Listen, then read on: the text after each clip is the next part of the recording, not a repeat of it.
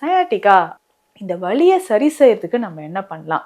இந்த சயாட்டிகா அப்படின்னு சொல்ற இந்த நரம்பு சம்பந்தப்பட்ட பிரச்சனை யாருக்கெல்லாம் வரலாம் அப்படின்னா, பொதுவாகவே நம்மளுடைய லம்பார் ரீஜன், முதுகு தண்டுவடம் இருக்கு இல்லையா?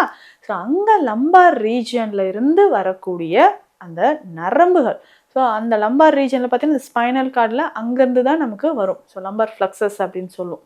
ஸோ இதில் நமக்கு டிஸ்க் பல்ஜினால ஏதாவது ஒரு நர்வ் கம்ப்ரெஷன் நமக்கு ஏற்பட்டுச்சுன்னா, ஸோ நர்வ் கம்ப்ரெஷன் ஏற்பட்டுச்சுன்னா பொதுவாகவே கால்களில் ஒரு மறுத்து போகிற ஒரு உணர்வு தெரியுது. கால் பாதம் வரைக்குமே அது வந்து மறுத்து போகிற ஒரு உணர்வு தெரியும்.